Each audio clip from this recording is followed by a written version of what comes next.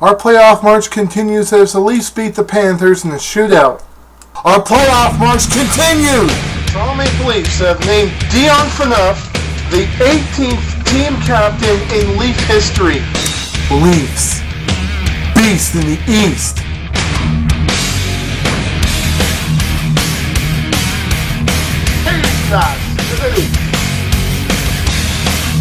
And the Leafs are rocking it out in the Music City. Oh man, that was great.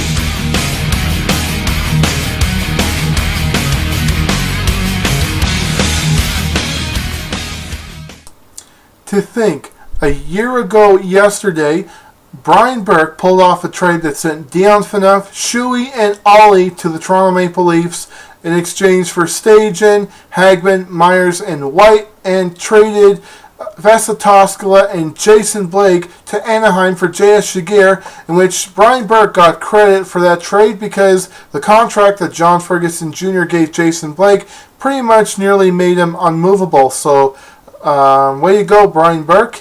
And it looks like that trade paid off big time for the Leafs.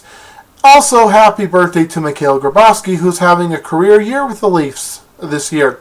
In first period, Allen gets penalized for tripping, but Phil Kessel nearly got penalized himself for high sticking Allen, and Peter DeBoer was incensed about that non-call, but that's okay. It's not the first time the referees have missed a call in a hockey game. But anyways, Chris Versneaks one past Clemenson, and it's 1-0 for the Leafs. And get this, when Versteeg scores, the Leafs are guaranteed a point in that game because the Leafs are 9-0-2 when he scores. And for the first time in 11 games, the Leafs draw first blood. And Weidman hooks MacArthur and is penalized for it. And the Leafs nearly got a 5-on-3 advantage, but the referees chose to ignore the high stick that Dvorak got on Joey Crabbe. I'm surprised that they ignored that because Joey Crabbe was bleeding out the nose. I mean, what did they think happened? Did he hit his nose on the bench when going out? I mean, what's going on there? But anyways, the Leafs gave up a couple of odd man rushes, and with 2 minutes to go in the first period, they gave up a 3-on-1 odd man rush to Florida, with Caberlet being the only guy between the Panthers and Shigear, and Rice makes it a 1-1 tie. But that's okay because 30 seconds later, Nikolai Cool whips it past Clemenson, and it's 2-1 Leafs, and Coolman is also having a career year. He's got 17 goals so far, and pretty much that makes him the third highest Leaf goal scorer. And if Kessel's not careful, Nikolai Coolman is going to pass him and be second in team scoring with goals. In the second period, the Leafs give up another 3-on-1 rush to Florida, but luckily Shigear bailed them out big time. Rosehill got penalized, and with 6 seconds to go in that penalty, David Booth makes it a 2-2 tie. That's okay because Garrison is penalized for high sticking, and with 5 seconds into that penalty, Grabowski takes a blast from Caberlet and deflects it in. It's 3-2 Leafs, and Grabowski, as I mentioned before, is having a career year with the Leafs. He has scored a career high 21 goals. That's his highest he's scored ever in the NHL. But then again, Armstrong nearly got a goal, but it was waved off because after further review, it hit the crossbar and it did not go past the red line. But that's okay because the Leafs played well defensively for the rest of the second period. Mike Komisarek blocked a shot that might have gone in with his body. Great dive by Komisarek.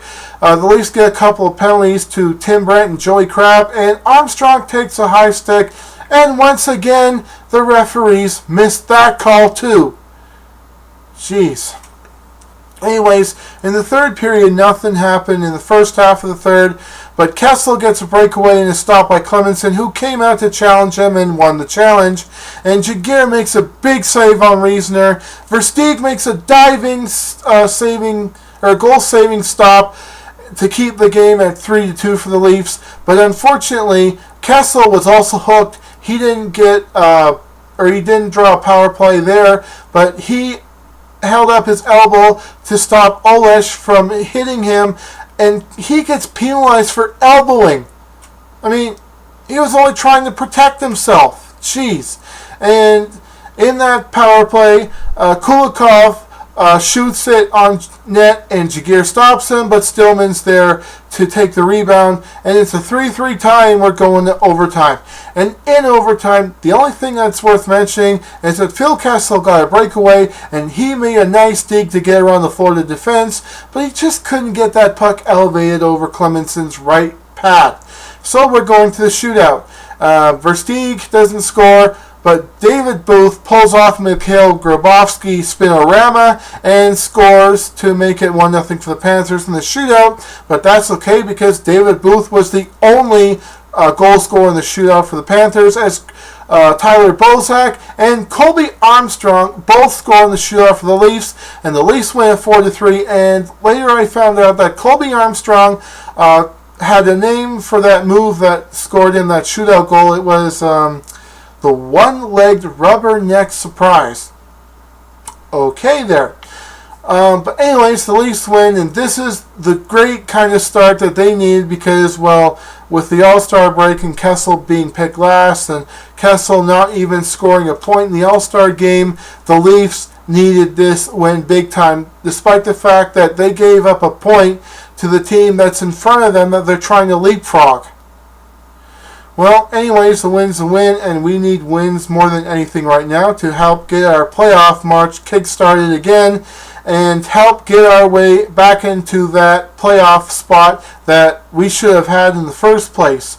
So way to go, guys. And on Thursday, we have the Carolina Hurricanes. And Wednesday, I should also mention, was the first game that Dion Phaneuf, Shuey, and Jagir laced up their skates, put on the Leaf jersey, and played their first game at the Air Canada Centre for the Leafs. And they also got a shutout against the New Jersey Devils, 3-0. But on that day, will mark the 18th anniversary of when Gary Bettman took over as commissioner of the NHL. Yeah, you remember him. He was the guy who wanted to keep the Phoenix Coyotes in Phoenix, despite their poor attendance record. I mean, I just think that any other commissioner with brains would have moved Phoenix back to Winnipeg and maybe the Florida Panthers to Quebec City because of their lousy attendance. But anyways, the Leafs still pulled off a win. We got the 2 points, and we have Carolina on Thursday. So until then, go Leafs, go!